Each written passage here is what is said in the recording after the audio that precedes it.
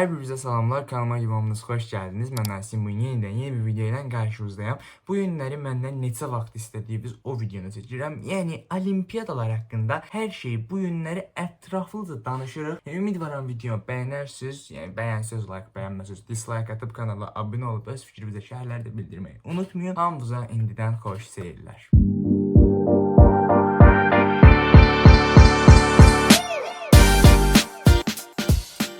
Bəzi yerlərdə icazə var, mən kamera var, risk geçik.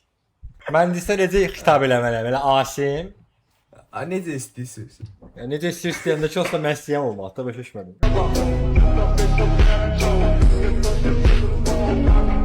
Səs yox. Yəni burada yəni kanal mənimdir.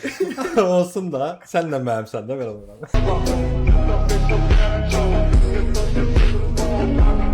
Okey, yağdırın gəlsin görüm. Ümidvaram ki, bu suallar məni tərrətməz deyə düşünürəm. Düzdür, videoya giriş eləməmişik, giriş eləmiş ki olaraq, amma ümidvaram ki, suallar məni tərrətməz. Olsa da istilər tərrədir. Keyf edin, qəşəng suallardır. Tamam. Bir dənə salamlaşaq, bir salam verək kimi necəsiz?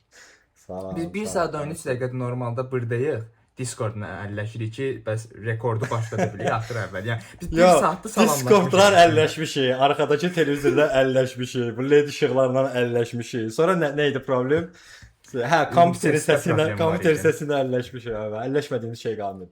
Ümumiyyətlə bu video üçün 6 aydır əlləşirik. Yəni 6 aydır bu videonu çəkmək istəyirik. Üstə gəldi indi bu günlərdə bir 2 saatda əlləşirik rahat. Bəs başlayaq da inşallah. Başlayaq.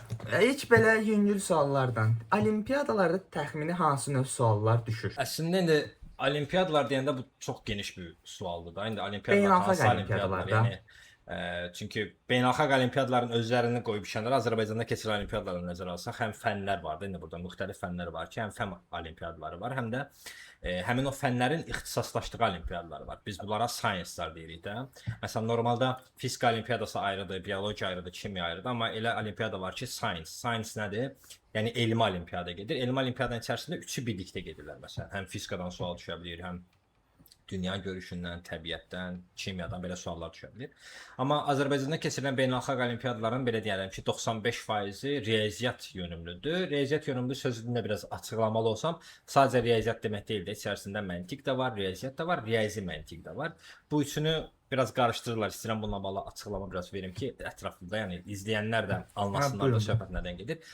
Sırf riyaziyyat dediyimiz zaten məktəbdə öyrəniləndə də, yəni riyaziyyat özü iki hissəyə bölünür, cəbri var, həndəsəsi var. Bunu qoyuram bir kənara.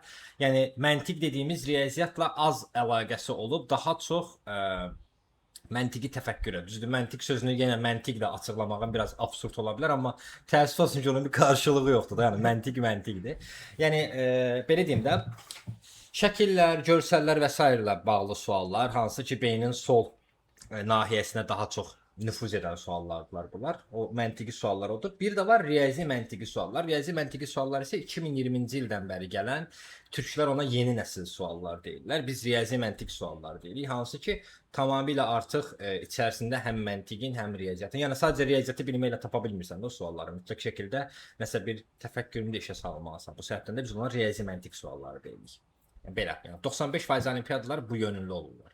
Qalan 5%-dəki yenə dediyim kimi science-dır, ingilis dilidir. Ümidvaram amma gələcəkdə bunların sayı artacaq. Yəni riyazilərin zaten sayı kifayət qədər var da, digərlərinin sayının artacağına ümidvaram. Ümidvaram ki, sualınızı yetərincə cavablandıra bildim Asif bəy cənablar. Qəşəngdir, xoşum gəldi. İdarə eləyərdi indi. Bəs bu beynəlxalq olimpiyadalarda biz gedirik, iştirak edirik, yerli turları nəzərdə tuturam. Bu beynəlxalq olimpiyadaların yerli turlarının xeyirləri nədir? Yəni bizə gələcəkdə nə kimi bir xeyri dəyər bunun? Onu əslində belə deyim də, olimpiyada təşkil edən təşkilatdan da asılıdır, olimpiyadanı layihələndirən təşkilatdan da asılıdır. Nə deməkdir bu? Bunların əslində söykəndiyi yerlər var da. Onlar arxada hansı şirkətlərlə işbirliyi edirlər, hansı universitetlərlə işbirliyi edirlər. Bunlar çox önəmlidir. Ola bilsin ki, məsələn sizin bu dəqiqə qazandığınız medal ola bilər heç bir işinizə yaramasın. Bu dəqiqə üçün hər hansı bir olimpiyada düşünək, yeni açılıbdır, hələ heç bir işinizə yaramır. Heç bir işinizə yaramadığı anda sən medal alırsan. 2 il sonra adam elə əlaqələr yaradır ki da, sənin heç xəbərin belə olmur. 2 il sonra həmin o olimpiyada partladır. Yəni artıq onun medalını sən 2 il öncə almısan deyə bir şey yoxdur da. Onun medalı səndə var, var. Vəssalam. Deməli sənin üçün keçərli olacaq. Ona görə də bu biraz nisbi bir şeydir, dəyişən bir şeydir. Amma baxdığımız zaman ölkəmizdə keçirilən beynəlxalq olimpiyadaların hər biri üçün xüsusi araşdırma edilir və nüfuzlular dəvət olunur. Bəlkə belə deyim də, Kopernikus olimpiyadası əvvəl başlayanda birbaşa qəbul vermirdi, amma hansı ki universitetlərə və sair gedəndə sizə burs verə bilirdi. Amma bu ilki finaldan sonra, bu illəri final da bu yaxınlarda oldu da, avqust deyildi. Ilının 28-i mi, 29-u mu? Yəni bu yaxın tarixlərdə oldu. Finalından sonra artıq avtomatik qəbul verməyə başladı. Yəni bu mükəmməl bir şeydir da. Öncədən kimlərsə ondan medal almışlarsa artıq yəni zaten nüfuzluydu, ekstra bir nüfuz qatmış oldu özünə. Məsələn, digərində olimpiyadaların hamısının tək-tək adlarını sayıb valideynlər də və izləyicilər də sıxmaq istəmir, amma məsələ bundadır ki, ölkəmizdə bu dəqiqə üçün keçirilən olimpiyadaların böyük önəmi var xaricdə. Xaricə qəbul olmaq üçün bəziləri birbaşa şərait yaradır ki, elə sadəcə o olimpiyadalarda iştirak etmisən deyə gedib xaricdə təhsil ala bilirsən. Xaricdə təhsil almaq deyəndə də indi təbii ki, biz attestatla qəbul olan yerlərlə bir tutmuruq da, yəni bunun ödənişlisi var. Məsələ prestijli yerlərdə təhsil almaqdan gedir ki, hansı ki, bunlarla birlikdə biz prestijli yerlərdə təhsil ala bilirik. Və digər tərəfdən isə sadəcə SAT və IELTS artıq baxmır da, təəssüf olsun ki, bir çox universitetlər, təəssüf yox, əslində bu gözəl bir şeydir. Çünki heç bir universitet sadəcə təhsilə yönəlmək istəmir də, deyir SAT-də bal yapsan nə gözəl, IELTS-də nə qəşəng, nə gözəl, əlavə nəyim var, mənə əlavə nələrsə gətir. Çünki bu dəqiqə üçün belə kobud dildə desək, hər yer hibrid axtarır. Yəni necə ki biz maşınalandığın hibridini axtarır. Biraz ekonomçuluğuna görə yox ha, sadəcə hər tərəfliliyinə görə deyim də. Bu dəqiqə universitetlərdə hibrid tələbələr axtarırlar ki, tələbənin hər şeydən başa çıxsın da, hər tərəfli adam olsun. Bu sadəcə universitetlər üçün deyil ha bu arada. İş sahələri və sair və axır peşələr, hər yer bu dəqiqə üçün hibrid insanlar axtarır. Yəni insanlar bu dəqiqə üçün gəlib desə ki, mən çox gözəl müəlliməm. Aha, əla, başqa? Yəni kompüterdən başın çıxmalıdır, nə bilim, bir çox şey bilməlisən də. Yəni sadəcə sən müəlliməm, riyaziyyat müəlliməm, sadəcə riyaziyyatı bilirəm deyə bir şey yoxdur. Sən hər tərəfli olmalısan. Yəni o səbəbdən də əslində universitetlər də onu axtarırlar deyə. Sən SAT, IELTS-ə versən belə ki, digərlərində sadalamıram, IELTS-i var, ALES-i var, YÖS-ü var. Onlar əlavə referanslar istəyirlər. Orada da sənin işivə yarayır. Yəni birinci növbədə orada işivə yarayır. İkinci növbədə isə bunlarla imtahan verməsən belə sənin işinə yarayır. Amma 5 il aktivlik məsələsi var da, o da necədir? Yəni sən 2-ci, 3-cü sinifdə aldığın medal sənə o qədər də böyük təsir etməyə bilər. Yəni etməyə bilər demirəm, amma etmir demirəm. Edir. Amma məsələn 9-cu sinifdə aldığınla 2-ci sinifdə aldığın təbii ki, eyni təsir etmir də. Belə. Və indi yerli turunu soruşdum və final turunu soruşum. Gedirlər indi vəsiqə qazansalar final turuna, qlobaldakı final turuna, getdilər orada iştirak elədilər. O qlobaldan qazandıqları medalın bəs nə kimi xeyirləri ola bilər? Təbii ki, indi qlobaldan qazanılan final raundundan qazanılan medal yerli ilə müqayisədə 20 qat bəlkə güclüdür. Yəni bu rahatlıqla deyə bilərəm ki, 20 qat. Sən bir il ərzində yerli olimpiyadalardan 20-sində iştirak etməyinlə bir dənəsinin qlobalında iştirak etməyin demək olar eyni səviyyəlidir, amma təbii ki, baxır hansı olimpiyadadan gedir söhbət. Bu da yenə bayaq dediyim şeyə gətirir ki, həmin o olimpiyadanı təşkil edən qurumların əlaqə saxladıqları universitetlər, əlaqə saxladıqları təşkilatlar və sair hamısı rol oynayır. Amma qlobal raundda tutduğun yer təbii ki, yerli raundla bir tutula bilməz. Amma xərci də nəzərə almaq lazımdır. Təbii ki, bu bir müəyyən ödənişlər lazımdır. Bunu göz önündə almaq lazımdır. Tövsiyə edirəm ki, övladınızı, yəni artıq 8-ci sinifdən etibarən çalışın ki, heç olmasa bir dənə beynəlxalq raunda göndərmək üçün bir büdcə ayırın kənara qoyun.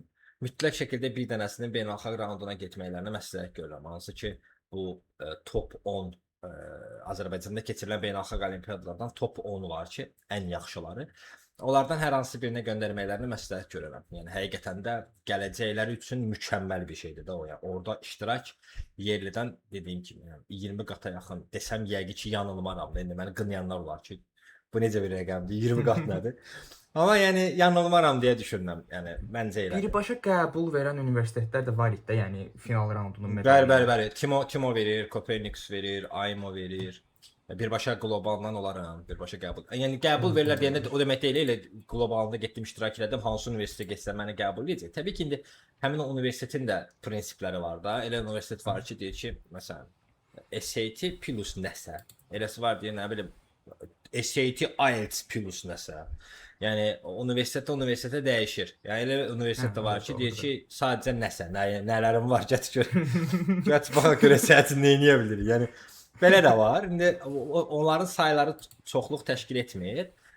Məsələn, attestatla qəbul olan universitetlərin sayları həddindən artıq çoxdur da. İndi onlarda belə artıq çeşidləmə aparılır. Əlavə nələrsə baxır, qiymətlərə baxır və s. və axıra baxır.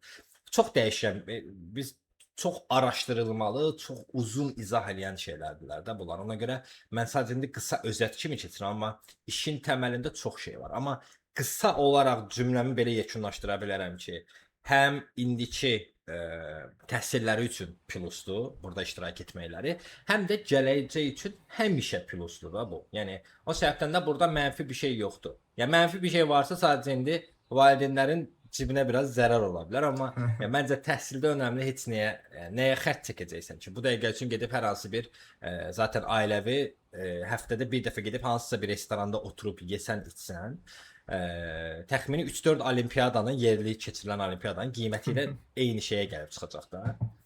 Evində otur yeyiz, həmin o pulda olimpiyada ver, uşağın getsin, iştirak eləsin də onda, deyə düşünürəm. Belə də bir dənə araya girim. Əgər məsəl üçün bir sual haqqında qaranlıq tərəf qalıbsa, şərhlər hissəsində falan bildirin. Yəni çalışdığım qədər cavab verməyə çalışacağam.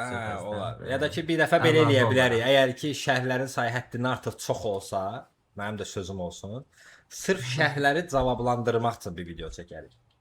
Yəni verilən sual, həmin o sualın cavabını belə deyim, daha ətraflı izah edək. Orada artıq daha texniki hissələrə girərəm də belə deyim. Burada kim biraz ümumi danışır. Təbii ki, maraq olsa da indi.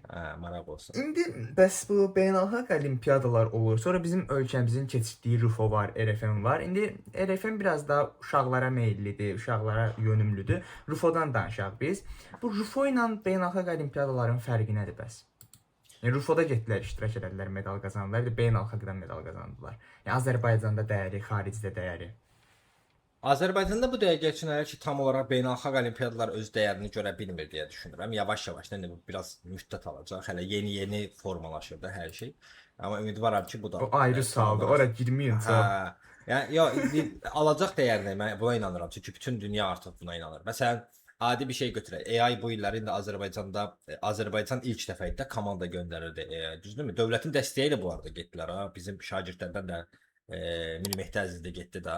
Yəni dövlətin dəstəyi ilə oldu bunlar. Amma halbuki AI 3 ildir keçirilirdi. Biz 3-cüsünə gedə bildik də.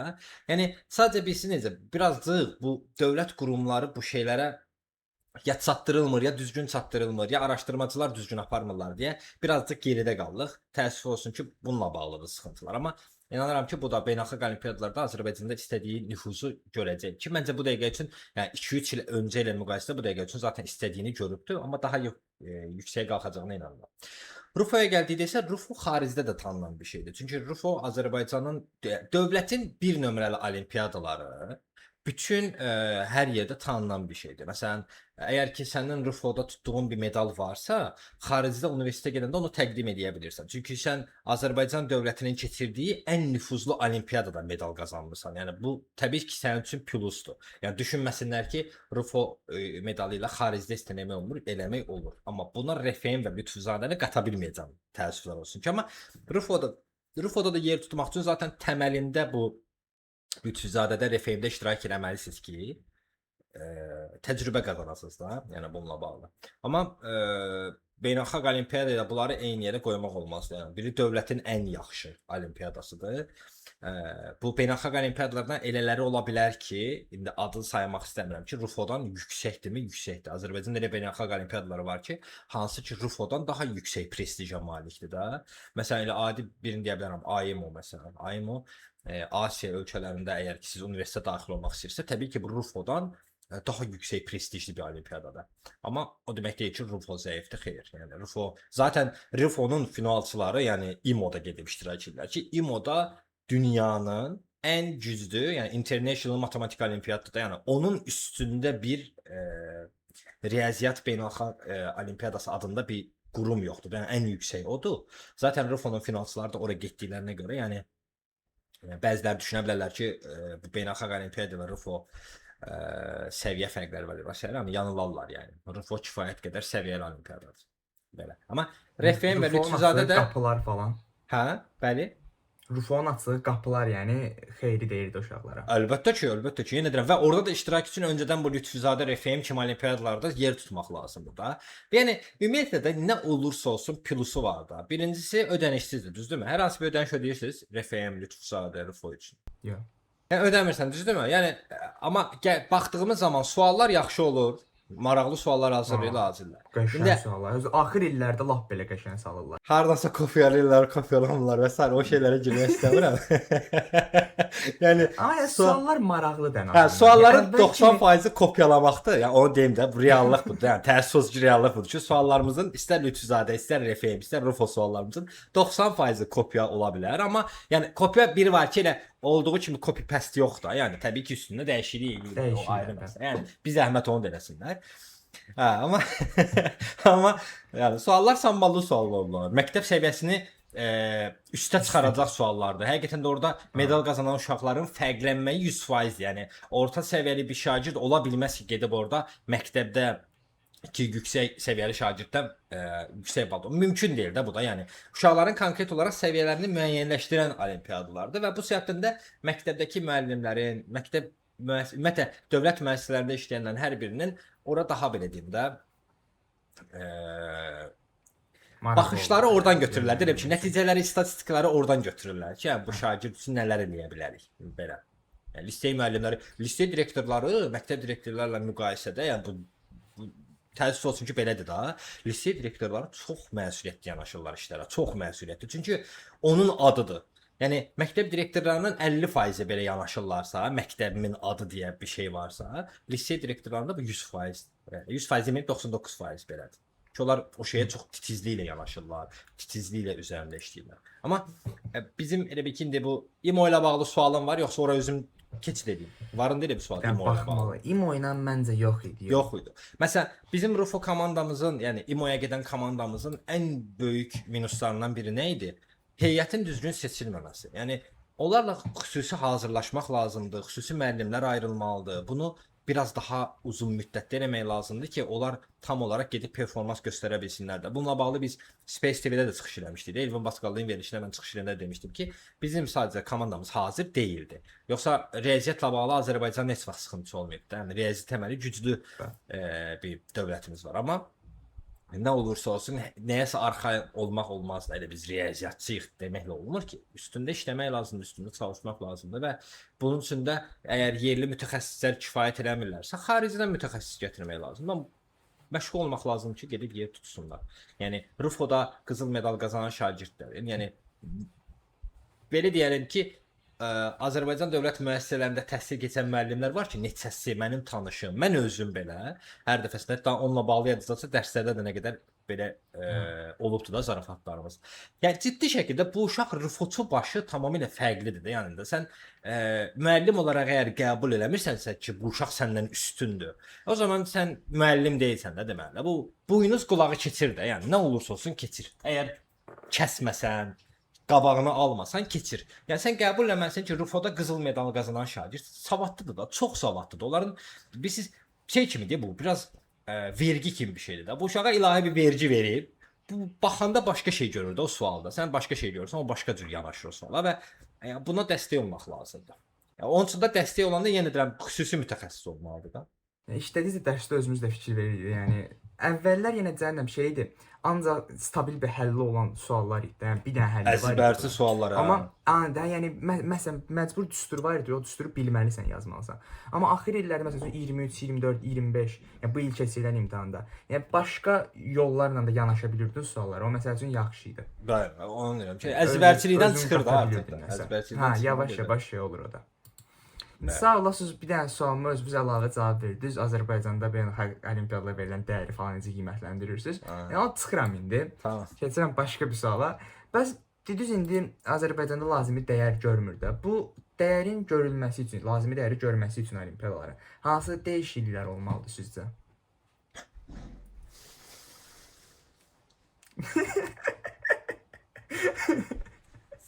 rəsmi cavab verim yoxsa səmimi? Yəni Səmimi verin, səmimi- sonra rəsmiyə keçərsiniz. Səmimi cavab versə bu video davamı gəlməyəcək. Amma rəsmi cavab verə bilərəm. Birinci növbədə kadr dəyişikliklər olmalıdır. Yəni səmimi cavab verməliyəmsə, kadrlarda dəyişiklik olmalıdır ki, bu insanları birazcık baxırsan ki, indi yaşları o deyil də, yəni bəzilərinin yaşı o deyil, hələ tam anlamırlar. Studiyamızın qonağımız var.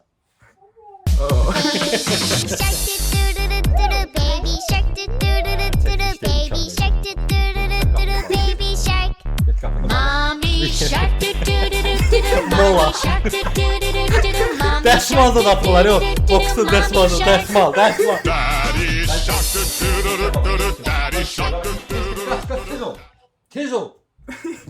Tez ol, qapını da tez ol.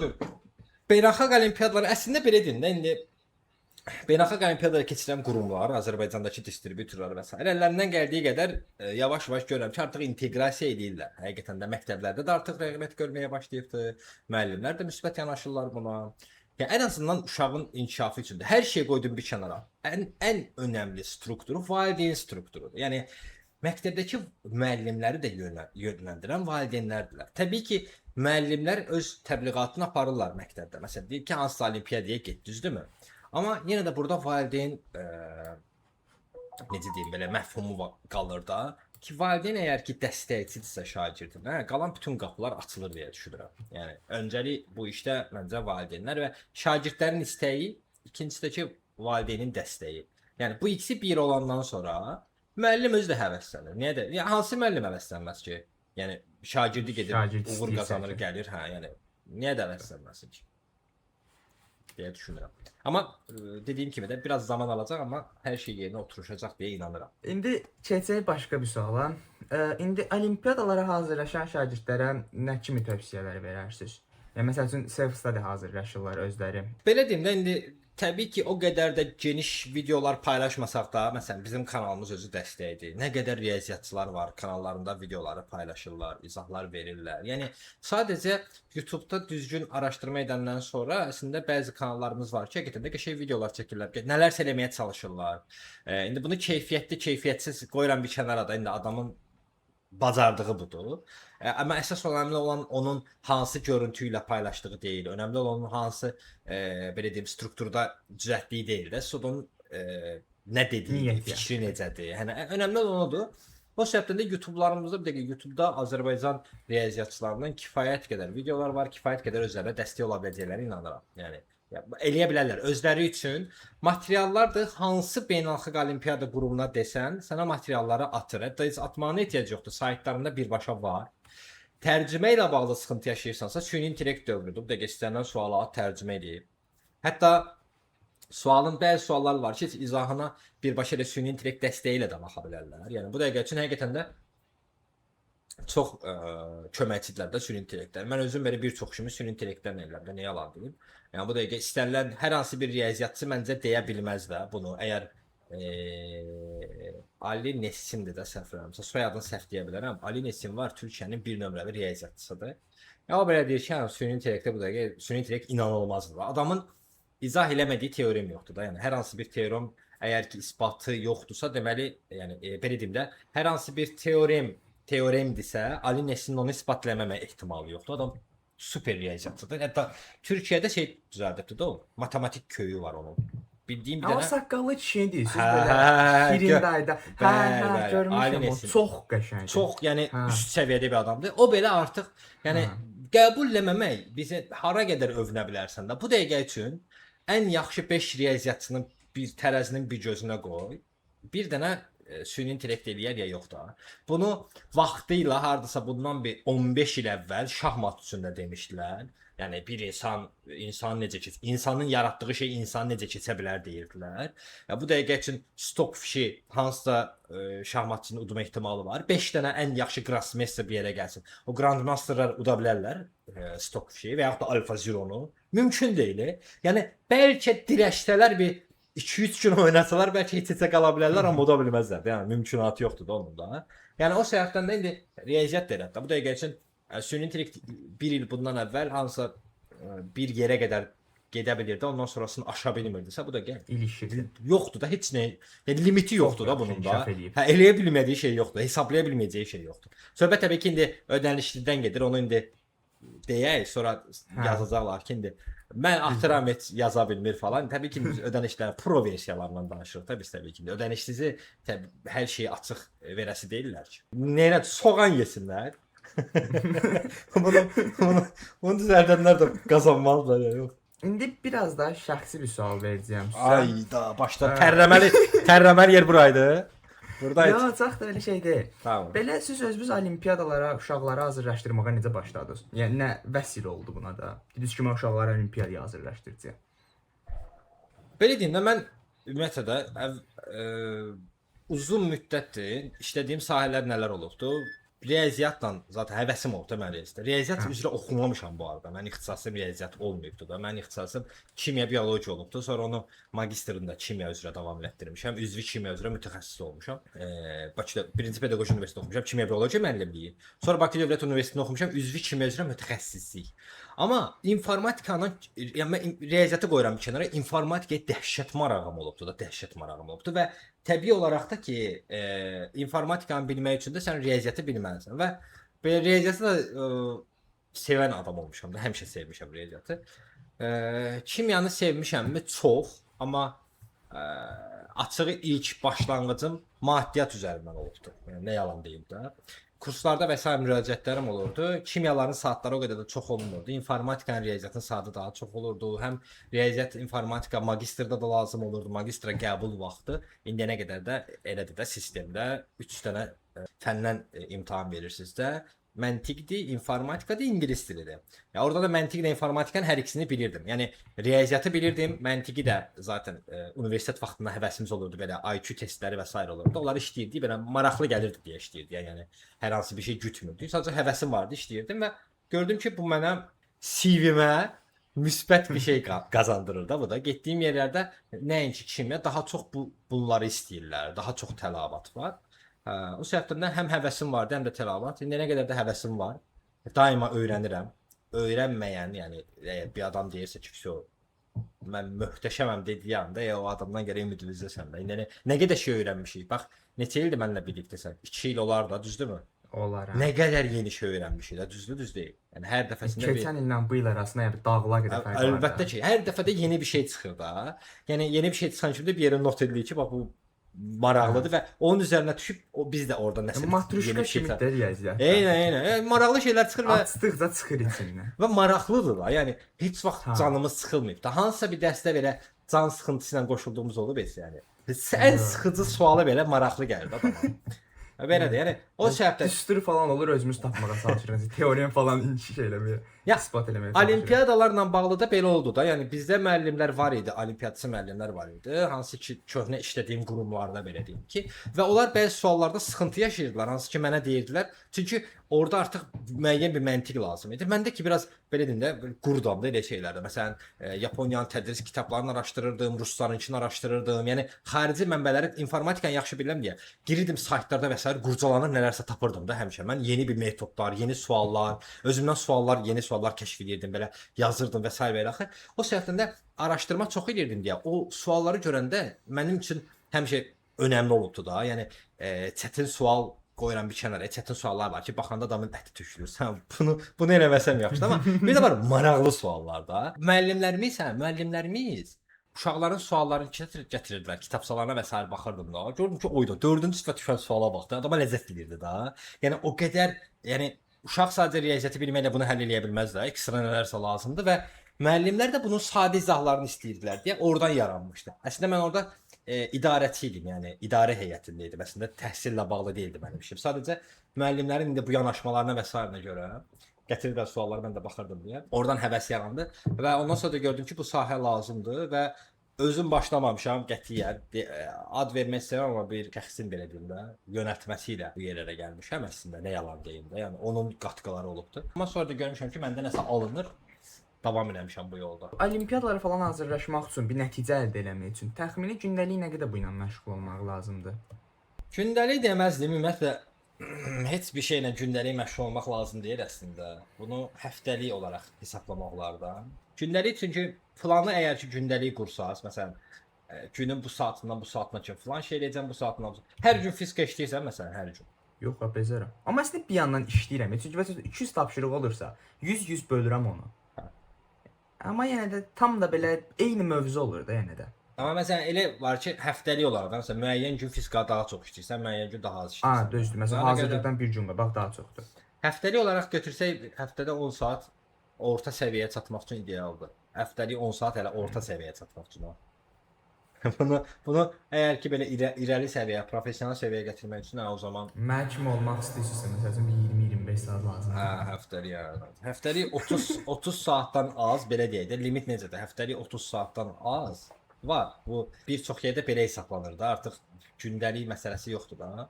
Həftəlik 30 saatdan az məşğul olmaq orta səviyyəyə qədərdir. 30 saatdan çox artıq yuxarı səviyyədir. Yəni, əslində belə sayılır. Amma zarafat bizim dərslərimiz məsəl üçün həftədə 3 dəfə, 4 dəfə olurdu. İndi əlavələrlə 5 dəfə falan qalxırdı. Məsələn 9-da 10-da başlayırdıq. 3 saat falan dərs gedirdi də, yəni.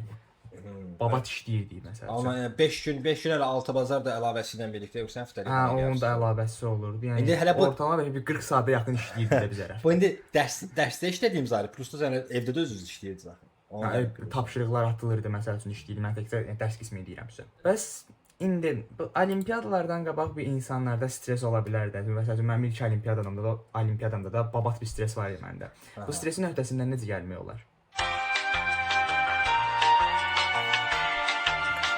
Nə bilim.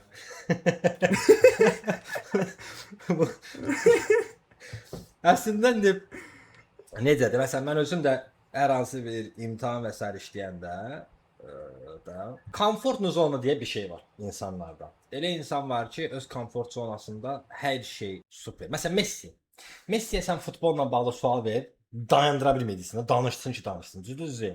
Amma sən ona götür başqa bir sual ver, necə dayanacaq elə bot kimi, NPC kimi baxacaq da. Düzdür. Yəni söhbətin nədən getdiyini belə algılaya bilməyəcək də. İndi təbii ki, indi biz hər tərəfli uşaqlar var ki, onlar zaten hər tərəflidirlər, utancaq deyillər, rahat fikirlərini ifadə edə bilirlər. Bunların hamısının təməlində də yenə də ilk öncə, yəni psixoloji olaraq baxsaq məsələyə, ilk öncə şagirdlərə istər müəllimlərin, istərsə də valideynlərin verdiyi bir özgürlüyü var. Sən marketə gedəndə bir dəfədə sən istəmədə uşağa denən o soruşsun, yerini o öyrənsin. Məsələn deyək ki, girib dükana adi çörək alasan, yağ alasan, məsələn deyirəm də. Ona denən ki, sən alasan çörəyinə yağı. Ala bu 5 manat. Çörəyi də sənə yağ danırsan, mən burada dayanmışam, səni gözləyirəm. Qoy o özünü ifadə edə bilməyi bacarsın. Bu çox gözəl bir şeydir, çox gözəl bir şeydir. Mən 1-ci sinifdə oxuyurdum. Bax, 1-ci sinifdə oxuyurdum. Mən özüm avtobusa şəxsən özüm tək başına minə bilirdim. Qohumlarıma gedib deyə bilirdim. Çünki evdəkilər mənə bu azadlığı vermişlər. 1-2 dəfə gedə-gələ yeri öyrətmişlər. Harda mindin? Harda düşəsən? Hara çatana yaxın gedib yaxınlaşasan şoferə desən ki, bax mən falan yerdə düşəcəm. Bunu evdəkilər eləyirdilər deyə də. İndi mən atam biraz uzaq görən adam idi da. O şeylərinə görə məni çox qəşəng yetişdirib də. Yəni bizi belə deyim yetişdiribdi və bunun mən görürəm ki, faydaları həqiqətən də çoxdur da. Özünü ifadə edə bilmə bacarığı. Bu uşaqda özgüvən yaradır və özgüvən yaratdığına görə istər komfort zonasını tərk etsə belə, o rahatlıqla artıq idarə edə bilir. İndi bu təmələ, indi daha belə deyim də gənc ailələr olsun, uşaqları, azyaşlı uşaqlar üçün bir məsləhət kimi deyə bilərəm. Təbii ki, yeni deyirəm, mənim sadəcə dediyim bir məsləhət ola bilər də. Mən bu işdə bir ahkam kəsən bərəm. Kiməm ki, bu sahədə belə deyim. Gələk indi bəs digər məsələyə. Digər məsələ isə necədir? Bir dəfə tutaq ki, sən ev tapşırıqlarını öz otağında edirsənsə, gələn səfər öz otağında eləmədə, zalda elə. Səs-küyün içərisində elə. Nə bilim, orada televizora baxsınlar, televizora baxa-baxa elə. Odaqlanmaq şey var da, o sıxıntını beyin aşsın artıq ki, səs-küy içərisində də odaklana bilsin. Məsələn, birinci növbədə bunu eləmək olar. Digər tərəfdən nə eləmək olar? İmtahan yerlərini dəyişməklə. Fərqli yerlərdə imtahan versinlər. Bir dəfə nə bilim, ora seçib, bir dəfə başqa yeri seçsin. Yəni onların da gözəllikləri olur, üstünlükləri olur. Hər üniversitə özünə inan, birinci növbədə odur da. Yəni səndən başqa və sənin mədə bağırsağından başqa düşmənin yoxdur. Yəni həyəcanlanan kimi birinci sıradan çıxan mədə bağırsaq sistemi olur. Bununla bağlı zaten dərmanları var. Məsləhət görmürəm, amma idarə eləyə bilmirsənsə məcburda nə edəsən? Yəni onun qarşısını almaq üçün öncədən dərman atıb girə bilərsən imtahana. Və həmçindəki məsləhətim odur ki, mütləq şəkildə yuxu çox önəmli rol oynayır. İmtahandan öncəki yuxu çox önəmlidir, çox önəmlidir. İşləyən zaman beynin işləmək üçün yuxuya ehtiyacı yoxdur, amma nəyisə qəbul etmək üçün yuxuya ehtiyacı var. Yəni buna riayət eləsinlər. Mütləq imtahandan öncə o tünd şaqalatlar olur, bitter şaqalatlar biri. Onlardan bir 20 dəqiqə, yarım saat, 40 dəqiqə, hətta 1 saat əvvəl belə qəbul eləsələr mükəmməl təsir edir. Yəni beynin işləmək üçün ən mükəmməl şeylərdən biridir. Və imtahandan öncə çox yemək olmaz. Çünki onda bütün bədənin işi gücü qarışır ki, bu yediyini bunun həzm eləyək. Elə bir necə deyim? Bədənimizi tanımalıyıq da biz. Sən yemək yemisən və yıxılmısan, yatmısan, düzdür? İndi bədən nə ilə məşğul olsun? Sənin yuxunla məşğul olsun, yoxsa yeməklə məşğul olsun? Səhər duranlar ay yorğunsun. Valla nə yorğunsuqsa ya. Ya yorğunçuluq olar da, səhərə kimi yatana yaxın götürmüsən, cübbulladımsan, yemisən. Səhərə kimi bədənin onu həzm eləməyə çalışıbdı. Sənin beyninin istirahətinə və s. vaxtı qalmır. Səhərə kimi işləyiblər bu yazdıqlar. Hə, indi ki mən niyə yorğunam? Yorğun olarsan da. Yəni o səbəbdən də birinci növbədə onun naqrusiyaya salmaq olmaz. Beyni boş buraxmaq lazımdır. Mən hətta düşünərdim, neçə dəfə olubdu imtahan vaxtlarından deyirəm, universitetdə oxuduğum vaxtlarda mən oruc tutduğum dönəmlərdəki qədər heç bir imtahanda daha yaxşı uğur qazanmamışam. Acıydım deyə, az gedirdim deyə imtahana da və orucluğun əvvəlində yox, 2-3 gün sıxıntılıdır da öyrəşən qədər, adaptasiya olana qədər. 2-3 gündən sonraki bütün imtahanlarım möhtəşəm oldu da mənim də. Yəni tox getdiyim qədər, tox gedəndə elə o qədər beynim işləmirdi. Yəni az gedirdim, bədən elə bil ki full fokus beyinə olurdu deyə. Əlavə bədəndə bir şey yoxdur. Yemişəm, sübh tezdən yemişəm imsaka qədər. Üstündən 6-7 saat keçibdi. Bədəndə həzm olunan bir şey yoxdur. Yəni bədənin məşğul olacağı bir şey yoxdur da. Ona görə full fokus olurdu beyinə deyə. O pluslar olur. Amma yenə deyirəm, özgüvən elə bir şeydir ki, onu ancaq özün eləyə bilərsən və həmçində dediyim kimi də kənardan nələrsə eləməyə çalışdı, özün eləməyə çalış. Ancaq özün. Bu şey mükəmməldir. Məsələn, proqramlar və s. var idi. Üz yoxdur, görüntü yoxdur, heç nə yoxdur. Zəng edirsən, random bir adamla səni danışdırır. Random bir adamla. İngilis dili öyrənmək üçün də mükəmməldir. Çox Hindistanlılar idi. Və danışıb da danışmırdım, amma mən də onu tanımıram deyə. Tanımadığın adamla danışmaq o qədər rahat olurdu ki, çünki səni tanımır. Sən qüsur eləsən belə o səni bir də heç yerdə görməyəcək. Ən önəmli bir şey budur da. Marketə getmirsən da gedəndə biabır olmasa da ki, bu məni heç vaxt heç yerdə bir də görməyəcək də bu adamda. Rahat ol da yəni. Və o rahatlıq əldə edəndən sonra məncə gerisi gəlir deyə düşünürəm mən. Ya bilmirəm, o sualı tam cavablandıra bilmədim. Çünki yenə deyirəm, o sahədə mütəxəssis deyiləm. Nə bilim deyə zaten başladım. Amma mənim verəcəyim tövsiyələr belədir ki, yəni bunları eləsəz daha yaxşı olar deyə düşünürəm. Başqa bir dənə qəşəng son sualı verim sizə. Mən ölkəmizdə bu illərdə də, yəni son 2-3 ildir səhv eləmirəmsə, PWMTC bir olimpiyada çıxıb, o komanda şəklindədir. Yəni komanda şəklində bir turu var. Bu komanda şəklində olan olimpiyadalarla fərdi olimpiyadaların fərqi nədir? PWMTC birincisi İMO heyətinindir. Yəni Azərbaycanda keçirilən ən nüfuzlu olimpiyada odur. Yəni PWMTC-dir. Bu qaçılmaz bir şeydir də. Çünki heyət həmin heyətdir, İMO heyətidir. İMO'nun heyəti məşğul olur bu işdən. Yəni təbii ki, mükəmməldir. Və komanda işləməkdə zaten yenə də eyni şeyə gətirir də. Biz nə olursa olsun müəyyən yerdən sonra işləyəcəyimiz yerdə də, hər yerdə də biz zaten komanda ilə işləyəcəyik, düzdürmü? Yəni bərbərlər belə inan ki, bu dəqiqə məsələn bir dənə obyekt olsun, həmin obyektdə 3-4 dənə bərbər işləyir də eyni vaxtda, düzdürmü? Bəzi yerlər çıxmaq şərtilə, bəziləri bir də xırda bir butka açır özü məşğul olur, amma bir çox yerdə məsələn bərbərlər belə komanda ilə, nə bilim dərzilər belə komanda ilə, yəni əmək sərf edən işlərdə belə ustasan lap gözəl. Fəhlələrlə birlikdə nə edirsən? Komanda ilə iş görürsən də. Yəni bizim gedə biləcəyimiz hər yer komanda işidir. Market komanda işi deyil. Satıcısı, paketçisi, nə bilim vitrincisi, nə bilim gastronomu, hər şeydə hamısı bir komanda işidir. O səbəbdən də fərdi fəaliyyətlə müqayisədə komanda işi ilə olan olimpiyadalara universitetlər də çox müsbət yanaşırlar. Çünki bu adam komanda ilə işlənə bilən olimpiyadadan yer tutubsa, təbii ki, bunun komanda ilə işləmə bacarığı daha yüksəkdir və bəzi ixtisasları çıxmaq şərtilə ki, hansı ki o ixtisasları da bir yerə yığsam heç ümumi 3% təşkil edir ya yox. Digər bütün 97%-in hamısı komanda işi tələb edir. Yəni bütün hamısı komanda işi ilə bilir. Bu bir reallıqdır. O səbəbdən də həmin olimpiyadalarda düzdür, sadəcə komanda deyil, PWMTC-də 3 mərhələ var da. Estafetdir. Estafet də komandadır, tim də komandadır. Yəni estafet bir də bu tim komandadır, qalan individual 1, individual 2 var da, səhv eləmirəmsə, 2 də individual. Bizə zülm verən oydu elə. Hə, individual da var, komandası. Yəni hamısı birlikdə də neçə saat olur orada? 6-7 saat.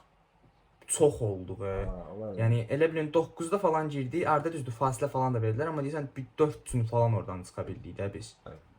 Amma maraqlı idi, yəni qəşəng bir şeydi. Bu illərdə deneyim idi bu türklər demiş. illərdə super olacaq. Gələnləri inşallah alınsa onun finalı Azərbaycanda olacaq. Yəni ümumiyyətlə bu 2 il ərzində Qlobal Olimpik Senter o qədər möhtəşəm şeylər verəcək ki, inşallah Allahın köməyi ilə. Yəni həqiqətən də heyran qalacaqsınız da. Yəni bu 2 il ərzində belə bir spoiler atım mən. Yəni məlumatım var, bir çoxundan məlumatım var, amma deyə bilmirəm, indi birdən olmaz. Mən deyəndə olmur bu arada. Bu arada deməli biz hansısa bir Qarabağın oyunu və s. olanda uşaqlar məni qoymurdular, şagirdlərim. Qoymurdular kəmli futbola baxıb, bir əvvəl biz baxanda biz üzülürük. Yəni ona görə də mən deyəndə düşmür, amma mükəmməl şeylər olacaq inşallah ki, ümidlərimiz o yöndədir. Bu illərdə bir olimpiyadanın finalı Azərbaycanda olacaq inşallah alınsa ikisi. Həmçində PWMT-sində gələcəkdə, yəni inşallah gələnləri Azərbaycanda olma ehtimalı var və bu çox gözəl bir şeydir. İlin ilk olimpiyadasıdır bu arada. İlin ilk olimpiyadasıdır və həqiqətən də möhtəşəm olimpiyadadır. Digərlərindən fərqinə görə də prestijinə görə. Sentyabrın mı? Yox, biletin satışı deyəsən. Avqustun 20-sinə kimi orada çünki müəyyən limitdən yuxarıya götürə bilmirlər də, ona görə. Mükəmməl olacaq inşallah. Buydu, sonuncu sual idi bu. Son təəssüflər olsun, qutardı suallar. İnşallah bundan sonra maraq olsa ikinci hissəsini də çəkərik. Ardıcıllığı xoşuma gəlmədi. Ən axırdan ya birinci mənim o şəxsi həvəsimlə bağlı olan hissəyə qoysaydın lap super olardı. Ya da ən axıra. Həll eləmək olar. Editdəsən, o bir cür həll eləmək olar. Elə belə də verərsə getsə ya, ardıcıllıq pozulmasın. Mən rahat idim, rahat danışdım. Açığı bilmirdim suallar haqqında indi atmışdım mənə görə suallara baxmamışdım, üzüm belə açmamışdım amma əslində elə daha yaxşı oldu yəni. Onsuz təbii oldu ən azından. Baxsaydım belə inanın da eyni cavabları verəcəkdim. Şükürlər ki 6 ay plus 2 saatın rekordu da bir yerə saysam 3 saatin nəticəsi məncə gözəl oldu. 6 ayda nəsə olur da, yəni bir gün seçirik məsəl üçün. Müəllimin qəbuluna düşmək zülmdür. Düşənə kimi adam bir çiliş kəndəsi çəkir. Sonra bir gün seçirik məsəl üçün. Ya onda alınmır, ya məndə alınmır. Nəsə olur deyənə alındıran biri. Normalda yəni belə bu gedişlə keçsəydi bu gün də alınmayacaqdı. Orada necəsə oldu da indi. Bəxtimiz bir şey etiraf edirəm ki, bu günlər əslində mən dənizə getsəydim. Bu arada hələ ilin sezon açılandan bəri elə siftə eləyə bilməmişəm, vaxtım olmayıb. Mən də eləməmişəm. Yəni birinci bu günləri alınmışdı. Dedim ki, bəs və Asifə söz vermişəm, bu gün video çəkəcəyik. Hamı getdi, mən getmədim. Düşün yəni. Ona görə əslində bir tərəfdə istəyirdim ki, yəni deyimmi dedim, yox da çəkəyim bugün. Dənizə getsəm özə biləm, qaralacam. Olsa fotojenik deyiləm. Plus da ondan sonra vəbşi olmayacaq dedim. O səbəbdən dedim ki, yox, yaraşır olur. Qəşəng düşürsüz bayaqdan. Hə, inşallah. Ümidlərim var. Amma fotojenik olduğumu düşünmürəm. Yəni o demək deyil, realda daha yaxşıyam yəni. Ona bir də şok. İbrahim Məmducu realda daha möhtəşəm. Kameralar məni çirkin göstərir. Ona deyirəm yəni. Başqa nəsə əgər ki yenə nəsə qaranlıq qalsa yazarlar inşallah cavablandırar. Bayağı bir uzun video oldu. Biz 15-20 dəqiqə düşünmüşdük. Mən də elə gözləyirdim. Yəni müəllimə deyirdim ki, cavabı biraz uzada bildiyiniz qədər uzadın ki, ən azından 13-14 dəqiqə çıxsın video. Mənim rekordum 52 dəqiqədir bu dəqiqə. 52-45 qırparam falan. Hə. Yəni 40 dəqiqəyə salaram bu ehtimal. Çünki azad danışmışıq deyənə. Danışmışsınız, mən mırtə dayanmışam. Əsl ki, yəni əgər ki suallara cavablandıra bilmişiksə, yəni nələrsə çatdıra bilmişiksə, məncə qəşəng idi. Nə xoşbəxt bizə deyə bitirmək istəyirəm. Belə. Mən deyəcəklərim bu qədər. Mən icazə versən. İcazə versən gedib istirahət eləyərəm. Getməyə dənizə getmək istəyirəm, problem deyil. Yaxşı. Yəni qaldı sonra ya. İnşallah ki vaxt edib gedərik Allahın köməyi. Buradan da aşağılara deyim. Mən qapanış verirdim. İzləyicilərə mən də salam göndərmək istəmişəm. Axırda. İndi salam göndərsiniz. Like atsınlar, kanala abunə olsunlar. Sənə dəstək olam. Mən nə istəyirsən bundan. Sağ. Belə videoların davamının gəlmək istəyirəm. Kanala abunə olub bildirimləri açın və like atmağı unutmayın. Öz videolarımda heç belə şey eləmirəm, yəni istəkli deyiləm amma, görsən. Həm müəllimin öz səhifəsinin, həm kursun səhifəsini, həm öz səhifəmi yazmışam. Açıqlamaya da qoyaram böyük ehtimalla. Sonra kursun nömrəsini falan da açıqlamaya qoyaram. İstəyən olsa yazar. Yəni bu cürlə. Ümidvaram videonu da bəyəndiniz, sıxılmadan izləyə bildiniz. Gələn videolarda inşallah görüşənə kimi özünüzə yaxşı baxın. Hafıza bəs bilən. Evet.